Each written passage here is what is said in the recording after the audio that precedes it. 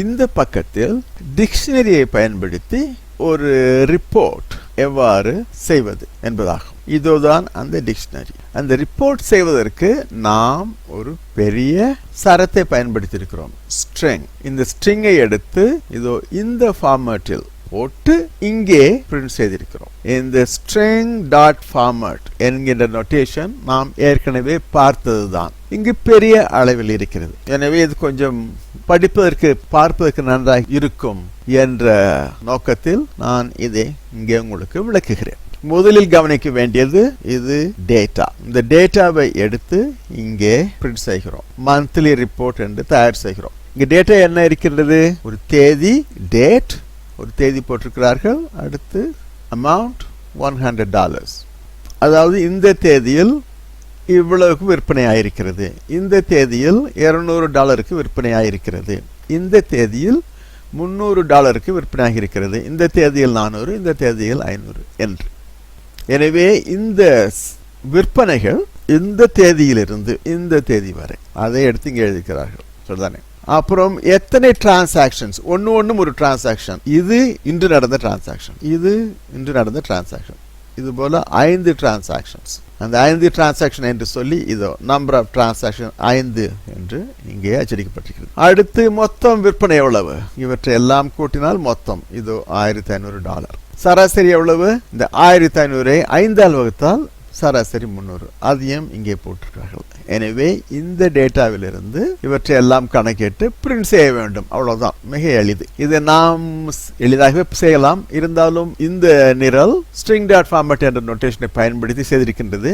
இதை நான் இந்த realpython.com என்ற வெப்சைட்டில் இருந்து, இணையதளத்திலிருந்து நான் எடுத்திருக்கிறேன். எடுத்து கொஞ்சம் விளக்கி இருக்கிறேன். Because this is somewhat interesting.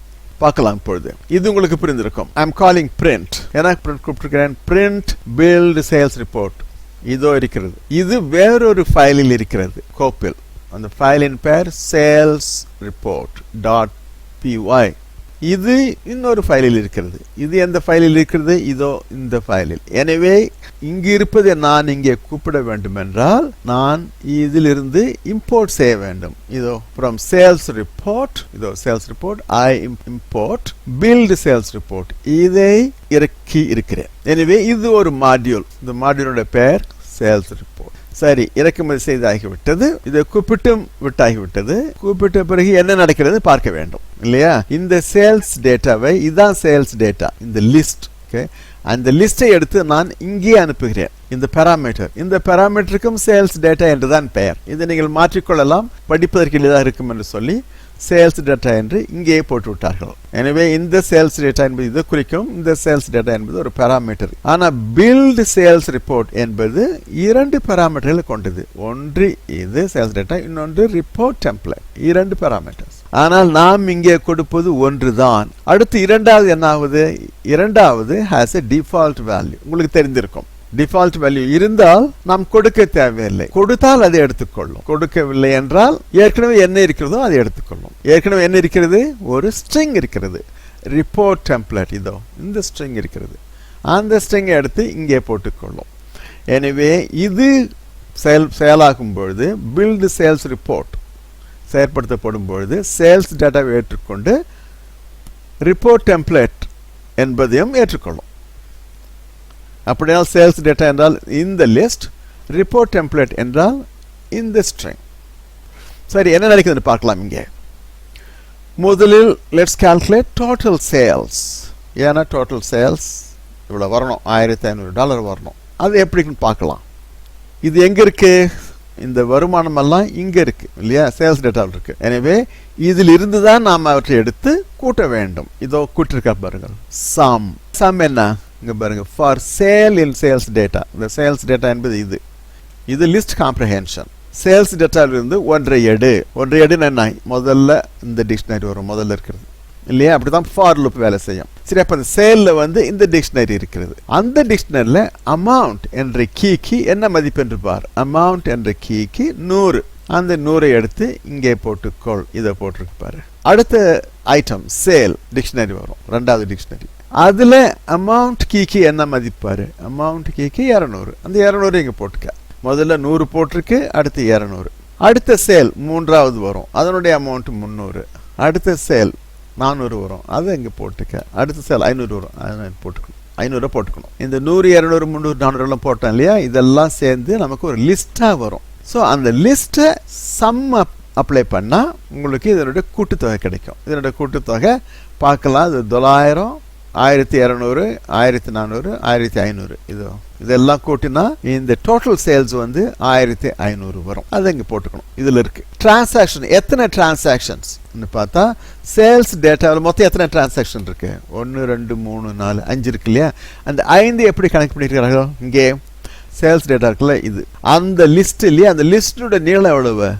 1 2 3 4 5 இல்லையா? இது 1500, இது 5. இப்போ ஆவரேஜ் என்ன? இந்த 1500 5ஆல் வகுத்தா உங்களுக்கு ஆவரேஜ் வரும். You only have to print it now. அங்கதான் அந்த பிரச்சனை. இதெல்லாம் சுலபம், இதெல்லாம் கணக்கு பண்றது சுலபம், இதை லிஸ்ட்ல போடுறது சுலபம். What is interesting is the way it is printed. அதுக்காக தான் நான் இந்த எடுத்துக்காட்டை உங்களுக்கு காட்டுறேன். The way it is printed. இங்க எப்படி print பண்ணுங்க பாருங்க. இதோ print னு சொல்லியாச்சு. So this does all these calculations. அப்புறம் this returns, இங்க பாருங்க, return a long string. It's not a simple string, it's a long string. And the long string எப்படி calculate பண்ணிருக்காங்க? The report template இருக்கு இல்லையா? The report template, which is this report template, which is this. அதை format பண்ணிருக்கு. இந்த string எடுத்து it has been formatted. என்ன notation பயன்படுத்தி? string dot format. ஞாபகம் இருக்கு இல்லையா? அதை பயன்படுத்தி. அப்போ இந்த ஸ்ட்ரிங்கில் இப்படி ஃபார்மேட் பண்ணணும், இதை அப்ளை பண்ணணும். அப்படின்னு என்ன அர்த்தம்? செப் ஈக்குவல்ஸ் டாட் இருக்கு இல்லையா? இங்கே செப் இருக்குல்ல, அதனோட வேல்யூ டாட், அது முதல்ல போட்டுக்கணும். இங்கே இருக்கு, இங்கே இருக்கு, இங்கே இருக்கு, அங்கெல்லாம் டாட் போட்டுக்கணும். அதான் முதல்ல போட்டாச்சு. அடுத்து ஸ்டார்ட் டேட். இங்கே ஸ்டார்ட் டேட் இருக்குல்ல, இதோ ஸ்டார்ட் டேட், அதை ஃபில் பண்ணணும். எதால்? இதனுடைய வேல்யூவால் அதை கொடுக்கணும். இங்கே ஸ்டார்ட் டேட் இங்கே டிஃபைன் ஆயிருக்கு, அதை எடுத்து இங்கே போடணும். இதோட வேல்யூ என்ன? சேல்ஸ் டேட்டா இருக்கு இல்லையா? இதோ sales data which is this. அதுல 0th என்ட்ரி ஆயிடு. சேல்ஸ் டேட்டா என்பது லிஸ்ட். அப்போ 0th என்ட்ரி இது ஒரு டிக்ஷனரி இல்லையா? அதுல டேட்டை எடு. இப்போ டேட் எடுத்து என்ன வரும்? நமக்கு இந்த ஸ்ட்ரிங் வரும். அதுதான் ஸ்டார்ட் டேட். அடுத்து எண்ட் டேட் எப்படி கனெக்ட் பண்றாங்க? அடுத்து நமக்கு இங்க எண்ட் டேட் கொடுக்கணும். இங்க எது கர்லி பிராக்கெட் இருக்கோ அதோட வேல்யூ நம்ம கொடுக்கணும். செப்பு கொடுத்தாச்சு, ஸ்டார்ட் டேட் கொடுத்தாச்சு, எண்ட் டேட் நம்ம சொல்லணுங்க. எண்ட் டேட் மதிப்பு என்ன? எண்ட் டேட் மதிப்பு அதே சேல்ஸ் டேட்டாக்கு போ, -1 இந்த இதுக்கு போ இல்லையா? அப்போ -1 எடுக்கணும். அப்போ சேல்ஸ் டேட்டா -1ன்னா இது வரும் நமக்கு. ஓகே, அதுல டேட் எடுக்கணும். அப்போ நமக்கு இது வரும். That is end date. So அதை எண்ட் டேட்ல போட்டுக்க. டோட்டல் சேல்ஸ் கொடுக்கணுங்க நமக்கு. அப்போ டோட்டல் சேல் அங்கே கணக்கு பண்ணிருக்கு. இந்த டோட்டல் சேல்ஸ் எடுத்து இங்க போட்டுக்கணும். இதை வச்சு இதை ஃபார்மேட் பண்ணும். அப்போ டோட்டல் சேல்ஸ் இங்கே 1500 வரும். அடுத்து டிரான்சாக்ஷன்ஸ் டிஃபைன் பண்ணணும். இங்கே டிரான்சாக்ஷன்ஸ் இருக்கு, இதோ டிரான்சாக்ஷன்ஸ், அதை வேல்யூ ஸ்பெசிஃபை பண்ணணும். இதோ டிரான்சாக்ஷன் ஈக்குவல்ஸ், இது எங்கிறது வருது? இது இந்த டிரான்சாக்ஷன் எடுத்து இங்கே போட்டுக்கணும். சரி, இதெல்லாம் டிஃபைன் பண்ணியாச்சு. அடுத்து ஆவரேஜும் டிஃபைன் பண்ணியாச்சு. அப்போ we have formatted this string ன்னு அர்த்தம். அதை இங்கே கொடுத்துட வேண்டியது தான். So this will return a formatted string. Okay, அப்போ என்ன அடிக்குது பாரு? இது அடிக்கும். இந்த ஸ்ட்ரிங் ஹேஸ் பின் ஃபார்மேட்டட். முதல்ல என்ன அடிக்குது? Monthly sales report. இது இருப்பாரு, அது கீழே ஒரு கோடு கிழிச்சாச்சு. அடுத்து report date range. Report rate இது ஸ்டார்ட் டேட் இல்லையா? அதோட வேல்யூ என்ன இங்கே கொடுத்துருக்கு, அதை எடுத்து இங்கே அடிச்சாச்சு. அதோ ஸ்டார்ட் டேட் 2, இதோ 2 அடிச்சாச்சு. அடுத்து எண்ட் டேட் இல்லையா? அதனோட வேல்யூ, இந்த கர்லி பிராக்கெட் போட்டால் வேல்யூன்னு அர்த்தம். வேல்யூ என்ன இங்கே கொடுத்துருக்கு? எண்ட் டேட் ஏற்கனவே. So that will be this போட்டாச்சு. அடுத்து கொஞ்சம் இடம் விட்டு நம்பர் ஆஃப் டிரான்சாக்ஷன்ஸ் அடிச்சுட்டு சேப், அங்கே ஒரு டாட் போட்டாச்சு. அடுத்து ரைட் ஜஸ்டிஃபை, இது ரைட் ஜஸ்டிஃபை பண்ணி இதை அடிக்கணும். ஓகே, டிரான்சாக்ஷன்ஸ் அடிக்கணும். டிரான்சாக்ஷன்ஸ் என்ன? 5 இல்லையா? ஏற்கனவே கால்குலேட் பண்ணது, அதை இங்கே அடிச்சிருக்கு. அடுத்து ஆவரேஜ் டிரான்சாக்ஷன் வேல்யூ, இதோ ரைட் ஜஸ்டிஃபை பண்ணி இங்கே அடிச்சிருக்கு. 2 digit precision. அடுத்து டோட்டல் சேல்ஸ், இடம் விட்டுட்டு டோட்டல் சேல்ஸ் அடிச்சு, அடுத்து இங்கே ரைட் ஜஸ்டிஃபை பண்ணிட்டு டோட்டல் சேல்ஸ் with 2 precisions. இங்க right justify இந்த 20 னா leave 20, allocate 20 spaces பண்ணிட்டு அதுல transaction அடிக்கணும். 5 அடிக்கணும். allocate 11 spaces அதுல average அடிக்கணும். allocate 23 spaces அதுல total sales அடிக்கணும். இங்க பாருங்க டாட் இங்க போட்டா put dots in all places. the dots all places, dots in all places. புரியுதா?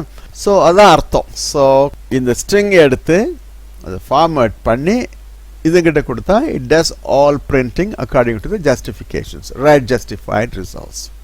So it's a very cute example but taken from this website realpython.com. Okay, so அங்கே போனவங்க பைத்தானில் உங்களுக்கு எந்த சந்தேகம் வந்தாலும் இங்கே முதல்ல போய் தேடணும். இதுதான் ரியல் பைத்தான். அடுத்து இன்னும் ஒரு சில எடுத்துக்காட்டுகள் கொடுப்போம். இதுவரை நாம் லிஸ்ட், டப்பிள்ஸ், செட், டிக்ஷனரி இது நான்கையும் பார்த்தோம். இன்னும் ஒரு சில ப்ரோக்ராமை பார்த்துவிட்டு நாம் இந்த அதிகாரத்தை முடித்துக் கொள்வோம். இது ஒரு சிறு கணக்கு, கோயில் கணக்கு என்று சொல்லியிருக்கிறேன். இது எங்கள் ஊர் கோயில் கணக்கு. இது எதற்காக கொடுக்கப்பட்டிருக்கிறது? லிஸ்ட், டப்பிள்ஸ் என்று பயன்படுத்தி ஒரு சிறு ப்ரோக்ராம். அடுத்து இந்த லிஸ்டையும் டப்பிள்ஸ் வைத்துக்கொண்டு எப்படி நாம் தரவுகளை அமைத்துக் கொள்ளலாம், how to organize data, அதற்காக தான் நான் கொடுத்திருக்கிறேன். நிரல் மிக எளிய நிரல் இருந்தாலும் எப்படி டேட்டாவை, அதாவது தரவுகளை அமைத்துக் கொள்வது என்பதை விளக்குவதற்காகத்தான் நான் இந்த எடுத்துக்காட்டை கொடுத்திருக்கிறேன். இதை பாருங்கள், செலவு என்பதை நான் ஒரு லிஸ்டாக போட்டிருக்கிறேன். எங்க ஊருக்கு ஒரு கோயில் இருக்கிறது, அந்த கோயிலுக்குள் பல செலவுகள் இருக்கிறது. இங்கே நான் 4 செலவுகளை மட்டும்தான் காட்டியிருக்கிறேன். ஒரு சில வரவுகள் உண்டு எங்கள் கோயிலில், ஆனால் இங்கே 1 2 3 4 5 வரவை மட்டும்தான் காட்டியிருக்கிறேன். இன்னும் நிறைய செலவு இருந்தால் நாம் சேர்த்துக் கொள்ளலாம், இன்னும் நிறைய வரவு இருந்தால் நாம் சேர்த்துக் கொள்ளலாம். சரி, செலவு என்பது என்ன? அது ஒரு லிஸ்டாக போட்டிருக்கிறேன். எத்தனை செலவு? 4 செலவை காட்டியிருக்கிறேன். ஒவ்வொரு செலவும் எப்படி இருக்கிறது? ஒவ்வொரு செலவும் ஒரு டப்பிளாக காட்டிருக்கிறேன். நீங்கள் இது லிஸ்டாகவும் காட்டலாம், ஆனால் நான் டப்பிளாக காட்டிருக்கிறேன். அந்த டப்பிளுக்கும் ஒரு தேதி இருக்கிறது, தேதியை டப்பிளாக காட்டிருக்கிறேன். அடுத்து நிகழ்ச்சி இருக்கிறது, அந்த நிகழ்ச்சியை நான் ஒரு சரமாக காட்டிருக்கிறேன். அப்புறம் அங்கே செலவு பணம் 2000 ரூபாய் செலவாக இருக்கிறது, அதை ஒரு முழு எண்ணாக காட்டியிருக்கிறேன். அதுபோல வரவு, இதோ தேதி, புளியந்தோப்பிலிருந்து இது ஸ்ட்ரிங் 6000 ரூபாய் வந்திருக்கிறது. மீன் ஏலம் விட்டதால் இத்தனாம் தேதி மீன் ஏலம் விட்டதால் 25000 ரூபாய் வந்திருக்கிறது. அப்படித்தான் படிக்க வேண்டும். 12ஆம் தேதி ஆகஸ்ட் 2012 கோயில் நிலம் வருமானம் 25000 ரூபாய். 2ஆம் தேதி மார்ச் 2013 அன்று புளியந்தோப்பிலிருந்து என்ன வருமானம் வந்திருக்கிறது? 16000 வந்திருக்கிறது. அடுத்து 12ஆம் தேதி ஏரி மரங்களினால் என்ன வந்திருக்கிறது? 12000 வந்திருக்கிறது. இவையெல்லாம் வருமானங்கள். அதுபோலதான் நீங்கள் படிக்க வேண்டும் இதை. சரி, இதுதான் டேட்டா. நமக்கு இதை நீங்கள் மாற்றிக்கொள்ளலாம். இதிலிருந்து நாம் என்ன கணக்கிட வேண்டும்? மொத்த வருமானத்தை கணக்கிட வேண்டும். இதோ வருமானம், இதுதான் அப்படின்னா இதெல்லாம் எடுத்து கூட்டணும், கணக்கிட்டு பிரிண்ட். அடுத்து மொத்த செலவு, இதான் செலவு, இது எல்லாத்தையும் கூட்டணும். இதோ இங்கே தான் இருக்கு பாரு, அந்த எண்கள் எடுத்து கூட்டணும், கூட்டி இதோ பிரிண்ட், மொத்த செலவு. அப்புறம் மொத்த வருமானத்திலிருந்து செலவை கழித்தால் நெட் இன்கம் வரும், இறுதி வருமானம். அதை இங்கே வெளியிட வேண்டும். மிக எளிய நிரல். சரி, எப்படி செலவை கணக்கிடுவது? அதற்கு ஒரு செயற்கூறு, டோட்டல் எக்ஸ்பெண்டிச்சர் என்று ஒரு செயற்கூறு. ஒரு ஃபார் லூப் பயன்படுத்தி செலவெல்லாம் கூட்டியிருக்கிறேன். ஸோ செலவு என்பது ஒரு லிஸ்ட், அதிலிருந்து ஒரு ஃபார் லூப்பை பயன்படுத்தினால் ஒரு ஐட்டத்தை எடு, அந்த ஐட்டம் என்பது ஒரு டப்பிள். ஸோ முதலில் அந்த டப்பிளை எடு, அதில் 2வது உறுப்பை பார், அப்போ 2000 வருங்க. அப்போ ஐட்டம் 2 என்பது இந்த 2000 வரும். அதை டோட்டலோடு கூட்டு, டோட்டல் என்பது முதலில் 0, அது கூட்டினால் 2000 கூட்டல் 0 என்பது 2000 வரும். அடுத்த ஐட்டத்தை எடு, அது குடமுழுக்கு விழா வரும், அதில் ஐட்டம் 2 என்பது 10000. இந்த 2000 இங்கே இருக்கிறது டோட்டலில், 10,000 கூட்டினால் 12,000. இப்படியே ஒன்றாக எடுத்து அதில் உள்ள ஐட்டம் 2 என்பதை எடுத்து கூட்டிக் கொண்டே வர வேண்டும். கூட்டி முடிந்த பிறகு வெளியே வருவோம். வெளியே வந்த பிறகு return total expenditure will give you 82,000. இப்போ டோட்டல் இன்கம் அதே போலத்தான், அதே லூப் பாருங்க. இதோ இந்த ஐட்டத்தை எடு, 0 1 2, 2வது ஐட்டத்தை பார்த்தால் அதில் நமக்கு வேணுங்கிற நம்பர் இருக்கிறது, வரவு. அதை கூட்டிக் கொண்டே வந்தால் நமக்கு மொத்தம் இங்கே கிடைக்கும், அதை ரிட்டர்ன் செய்துவிட வேண்டும். So total income will be here, அது 84,000. அது இன்கம்மில் இருந்து எக்ஸ்பெண்டிச்சரை கழித்தால் நெட் இன்கம் வரும், அதையும் பிரிண்ட் செய்ய வேண்டியதுதான். எனவே இது ஒரு மிக எளிய நிரல். இங்கே லிஸ்டையும் டப்பிளையும் பயன்படுத்தி ஒரு நிரல் எழுதியிருக்கிறேன். இன்னொரு எடுத்துக்காட்டு, அவ்வை பாட்டி அங்காடி கடை. ஒரு அவ்வை பாட்டி எங்கள் ஊரில் இருக்கிறார். அவ்வை பாட்டி என்ன செய்கிறார்? விற்கிறாங்க. ஸோ விலை போட்டிருக்கிறாங்க. என்னென்ன விற்கிறாங்க? அப்பம், தோசை, வடை, இது போன்று. அப்பத்தினுடைய விலை எவ்வளவு? 5. தோசையினுடைய விலை 8 ரூபாய். வடையினுடைய விலை 3. மரவள்ளிக்கிழங்கு 4 ரூபாய். பனங்கிழங்கு 2 ரூபாய். பனஞ்சாறு 2 ரூபாய். இதெல்லாம் அந்த காலத்து விலை மாதிரி இருக்கு, ரொம்ப குறைச்சலா இருக்கு இருந்தாலும். அடுத்து அப்பம் கமா தோசை, இது ரெண்டும் சேர்ந்து என்ன விலை? 11 ரூபாய். அப்பம், தோசை, வடை 12 ரூபாய். மரவள்ளிக்கிழங்கு, பனங்கிழங்கு, பனஞ்சாறு எல்லாம் சேர்த்து 7 ரூபாய். பரவாயில்லையே. சரி, இவ்வளவுதான் விற்கிறாங்க. இதில் நீங்க என்ன கவனிக்கணும்? விலை என்பது என்ன? ஒரு டிக்ஷனரி இல்லையா? அந்த டிக்ஷனரியில முதல் கீ அப்பம், அது என்ன? ஒரு ஸ்ட்ரிங், சரம். வேல்யூ 5. தோசை 8, வடை 3 மரவள்ளிக்கிழங்கு இதெல்லாம் தெரியும் நமக்கு. இங்க பாருங்க அப்பம் கமா தோசை, இது வந்து ஒரு டப்பிள். டப்பிள் வந்து கீயா இருக்கலாமா? இருக்கலாம். ஏன்னா டப்பிள் என்பது ஒரு இம்யூட்டபிள் ஆப்ஜெக்ட், அது மாற்றவியலாத ஒரு பொருள். எனவே அது கீயாக இருக்கலாம். அதனால தான் நான் அதை கீயாக பயன்படுத்தியிருக்கிறேன். இது லிஸ்டாக இருந்தால் இங்கே நீங்கள் பயன்படுத்த முடியாது, தெரியும் இல்லையா? பல முறை சொல்லியாகிவிட்டது. அது போலவே இங்கே பாருங்கள், இது ஒரு டப்பிள், தரவு வரிசை. It is allowed as a key, அதான் பயன்படுத்தியிருக்கிறேன். அடுத்து இது ஒரு மிக நீளமான டப்பிள், தரவரிசை. அதுவும் கீயாக நமக்கு பயன்படுத்த உரிமை உண்டு. அதனால்தான் இந்த 3 சரங்களையும் போட்டு அதிலிருந்து ஒரு தரவரிசையை உருவாக்கி கோலன் போட்டு 7 போட்டிருக்கிறேன். அர்த்தம் என்னவென்றால் இந்த 3ஐயும் சேர்த்து வாங்கினால் 7 ரூபாய். ஸோ விலை என்பது இப்பொழுது ஒரு டிக்ஷனரி, அகர முதலி. சரி, இதான் கடை. மெயின் ப்ரோக்ராம் எழுதியிருக்கிறேன். இந்த கடையில் என்ன நடக்குது? இந்த மாதிரி நடக்கும். இது அவுட்புட். எடுத்த உடனே என்ன செய்கிறது நம்ம ப்ரோக்ராம்? கமாண்ட்ஸ். என்னென்ன கமாண்ட் நீ கொடுக்கலாம் அப்படின்னு அடிக்குது. லிஸ்ட்னு கேட்கலாம், ஐட்டம்னு கேட்கலாம், பைன்னு அடிக்கலாம், எக்ஸ்ன்னு அடிக்கலாம். ஓகே, இதை அடிச்சுட்டு என்ன சொல்லுது? என்டர் எ கமாண்ட்னு சொல்லுது. நான் லிஸ்ட்னு அடிக்கிறேன். என்ன அர்த்தம்னா என்னென்ன கிடைக்குதுன்னு எனக்கு சொல்லு அப்படின்னு. இது அடிச்சிருக்கு பாரு, இதெல்லாம் கிடைக்கும். அப்பம் கிடைக்கும், தோசை, வடை, மரவள்ளிக்கிழங்கு, பனங்கிழங்கு, பனஞ்சாறு. அப்பம் தோசை என்கின்ற ஒரு டீல், அப்பம் தோசை வடை என்கின்ற மற்றொரு டீல், மரவள்ளிக்கிழங்கு, பனங்கிழங்கு, பனஞ்சாறு என்கின்ற மற்றொரு டீல். அதனால தான் இவையெல்லாம் அடைப்புக்குறிகள் வருகின்றன. அவையெல்லாம் டப்பிள்ஸாக இருக்கின்றன. இதை அடிச்சுட்டு gives a commands again. commands list item by x. enter your command ன்னு சொல்லுது. நான் ஐட்டம்னு அடிக்கிறேன். அது என்ன கேக்குது? ஐட்டம் நேம் என்னன்னு கேக்குது. நான் பொங்கல் என்று அடிக்கிறேன். சரிதானே? உடனே அது என்ன சொல்லுது? பொங்கல் இங்கே விற்பதில்லை என்று அடிக்கின்றது. அடித்து விட்டு கமாண்ட்ஸ் திருப்பி கொடுக்குது. List item buy comma X. இதெல்லாம் தான் commands. What is your command? Enter your command சொல்லுது. நான் ஐட்டம் என்று அடிக்கிறேன். என்ன ஐட்டம்னு கேட்குது? நான் வந்து அப்பம்னு போட்டேன். அது என்ன சொல்லுது? அப்பம் இங்கே கிடைக்கிறது என்று சொல்லுகிறது. சொல்லிவிட்டு கமாண்ட்ஸ் திருப்பி கொடுக்குது. என்டர் யுவர் கமாண்ட் சொல்லுது. நான் பை என்று சொல்லுகிறேன். Enter item to buy. இதோ அப்பம்னு அடிச்சுக்கிறேன். அப்பம் விலை 5 ரூபாய் என்று அடிக்கிறது. அடுத்து என்டர் கேஷ் அமௌண்ட். நான் 50 ரூபாய் கொடுக்கிறேன். அது என்ன செய்கிறது? Please take your balance 45 rupees and the item அப்பம் என்று சொல்கிறது. அப்படி என்றால் ஒரு அப்பத்தை எனக்கு விற்று விட்டது என்று அர்த்தம். அடுத்து என்ன சொல்கிறது? Enter an item to buy, Q to quit. எனக்கு வேற எதுவும் வாங்குவதற்கு ஒன்றும் இல்லை. எனவே நான் quit என்று அடித்து விடுகிறேன். quit என்று அடித்த பிறகு என்டர் கமாண்ட்ஸ் என்று கேட்கிறது. அடுத்தது ஏதாவது ஐட்டம் வேண்டும் என்றால் நான் அடிக்கலாம். இல்லை என்றால் I say X. X means exit buy. அதாவது இங்கே 2 லூப்பில் இருக்கின்றன. ஒன்று இதோ இந்த லூப். ஓகே, அதில் ஏதாவது வாங்க வேண்டும் என்றால் இதோ இன்னொரு லூப். இவற்றெல்லாம் வாங்கிய பிறகு ஐ கேன் குவிட். அப்போ இந்த லூப்பிலிருந்து வெளியே வருவதற்கு Q என்று அடிக்க வேண்டும். இங்கே வந்த பிறகு இந்த லூப்பிலிருந்து வெளியே வருவதற்கு X என்று அடிக்க வேண்டும். அதனால்தான் X என்று இங்கே இருக்கும். இங்கே enter item to buy, Q to quit என்று சொல்லுகிறது. இது எவ்வாறு இயங்குகின்றது என்று பார்ப்போம். மேட்ச் என்கின்ற கண்ட்ரோல் ஸ்ட்ரக்சர் நினைவிருக்கும் இல்லையா? W லிஸ்ட் இருக்கிறது. அந்த லிஸ்ட்டை எடுத்துக்கொண்டு எங்கு மேட்ச் ஆகிறது என்று பார்க்கும். எக்ஸா, லிஸ்டா, ஐட்டமா, பை என்று பார்க்கும். ஏனென்றால் allowed commands are list item buy X. இதோ சரி, இது ஒன்றும் எவ்வாறு இயங்குகிறது பார்ப்போம். Get list of items. இதெல்லாம் எப்படி கிடைக்கும் இல்லையா? இது அடிச்சிருக்கு பாருங்க. இதெல்லாம் எப்படி கிடைக்கிறது? இதோ ரிட்டர்ன் விலை. விலை என்பது லிஸ்ட் இல்லையா? அதனுடைய கீஸ் ஏற்கனவே பார்த்தோம் இல்லையா? ஒரு டிக்ஷனரியோட கீஸ் என்பது ஒரு மெத்தட். அந்த கீஸை நாம் இது கொடுத்தோம்னா அதனுடைய கீஸ் எல்லாம் கிடைக்கும். அதை ஒரு லிஸ்ட்டில் போட்டுட்டு ரிட்டர்ன். நான் ஐட்டம் என்று அடித்த பிறகு இஸ் அவைலபிள் கூப்பிடும். இங்கே இன்புட் என்ன ஐட்டம் வேண்டும் என்று கேட்கிறது. இதோ ஐட்டம் நேம் என்று கேட்கிறது. நான் அப்பம் என்று அடிக்கிறேன். அதை ITMல் சேர்த்துக் கொள்கிறது, போட்டு விடுகிறது. அப்பம் இருக்கிறதா என்று பார்க்கும். Get list of names. இந்த கெட் லிஸ்ட் ஆஃப் நேம்ஸ் ஏற்கனவே தெரியும் இல்லையா? இந்த கீஸ் எல்லாம் கலெக்ட் பண்ணி கொடுக்கும். அதை எடுத்து லிஸ்ட் 1ல் போட்டுக்கணும். இந்த ஐட்டம் அப்பம் அந்த லிஸ்ட்ல இருக்கான்னு பார்க்கும். இருந்தா இங்கே கிடைக்கிறது, அப்படி இல்லை என்றால் அப்பம் இங்கே விற்பதில்லை என்று அடிக்கும். இவ்வாறு இந்த ஃபங்க்ஷன் வேலை செய்கிறது. இது என்ன செய்கிறது? இது ஒரு while loop, infinite loop. Okay, என்ன வேணும் கேட்கிறது.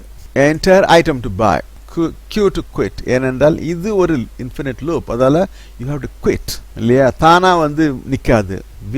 நாம தான் வெளியே வரணும். அதுக்கு முன்னாடி என்டர் ஐட்டம் டு பை. நான் வந்து அப்பம் அடிக்கிறேன். இதோ அதான் ஐட்டம். அந்த ஐட்டம் வந்து கியூஆன்னு பார்க்கும். இல்லை, நான் அடித்தது அப்பம், எனவே இது பிரேக் ஆகாது. இங்கே வந்து கெட் லிஸ்ட் ஆஃப் ஐட்டம்ஸ், இதை கூப்பிட்டா உனக்கு இந்த லிஸ்ட் ஆஃப் ஐட்டம்ஸ் வரும். ஐட்டம் அங்கே இருக்கான்னு பார்க்கணும். ஓகே, நான் கேட்டது அப்பம். அப்பம் அந்த லிஸ்ட்டில் இருக்கான்னு பார்க்கணும். இந்த லிஸ்ட்டில் அப்பம் அந்த லிஸ்ட்டில் இல்லை என்றால், if item not in list 1, என்ன பண்ணும்? அப்பம் இங்கே விற்பதில்லை, வேறு ஏதேனும் வேண்டுமா என்று கேட்கும். சொல்லிவிட்டு கண்டினியூனா இதை ஸ்கிப் பண்ணிவிட்டு திருப்பி இங்கே போகும். போயிட்டு என்டர் ஐட்டம் டு பாய் அப்படின்னு கேட்கும். கேட்டு நான் ஏதாவது இப்போ இட்லி வேண்டும் என்றால் நான் இட்லின்னு அடித்தா இஃப் இட் இஸ் கியூஆன்னு பார்க்கும். கியூஆர் இருந்தால் பிரேக் ஆகிடும். இட்லின்னு போட்டால் திருப்பி இட்லி கிடைக்குதான்னு பார்க்கும். இங்கே நான் அடித்தது அப்பம் இல்லையா? எனவே அப்பம் நாட் இன் லிஸ்ட் 1 என்பது ஃபால்ஸ். எனவே இங்கே வரும். வந்து இந்த விலைக்கு போயிட்டு இந்த டிக்ஷனரிக்கு போயிட்டு நான் அப்பம்னு அடித்தேன் இல்லையா, அப்பம் கிடைக்குது இல்லையா? அப்போது அந்த கீ ஒன்று இருக்கும், அப்பம் என்கிற கீ. அந்த கீக்கு போனால் அப்பம் விலை ஐட்டம் என்பது அப்பம், விலை ஐட்டம், அப்பத்தினுடைய விலை எவ்வளோ? 5 கிடைக்கணும். இங்கே அந்த 5 எடுத்து ப்ரைஸில் போட்டுக்கிட்டு இங்கே அடிக்கும் பிரிண்ட் ஐட்டம் அப்பம் விலை 5 ரூபாய். இதோ அடிக்கும். அடிச்சுட்டு கேஷ் ஈக்குவல்ஸ் என்டர் கேஷ் அமௌண்ட்னு கேட்கும். இதோ என்டர் கேஷ் அமௌண்ட் நான் 50 எடுத்திருக்கிறேன். அந்த 50 எடுத்து இன்டிஜராக மாற்றி கேஷில் போட்டுக்கொள்ளும். கேஷில் போட்டுக்கொண்டு உடனே என்ன செய்கிறது? அந்த கேஷில் இருந்து ப்ரைஸை கழித்துக் கொள்கிறது. அப்பத்தினுடைய விலை 5 ரூபாய். 50 மைனஸ் 5 45 வரும். எனவே please take your balance 45 rupees and the item அப்பம் என்று அடித்திருக்கும். அடித்துட்டு என்ன செய்யும்? வெளியே வராது, அடுத்து போகும். போயிட்டு enter the item to bye. See this is a loop. இப்படியே போய்கொண்டே இருக்கும், இன்ஃபினிட் லூப். நீங்கள் எவ்வளோ வேணாலும் வாங்கிட்டே இருக்கலாம். வாங்கி முடிஞ்ச பிறகு at a time you want to quit. If you type Q then ஐட்டத்தில் கியூ இருக்கும். ஸோ அங்கே செக் பண்ணணும், is item Q? Yes, then break. அப்போ தான் இங்கே திரும்பி வரும். சரி, இது ஒரு சிறு எடுத்துக்காட்டு. Very interesting. அவை பாட்டி அங்காடி கடை.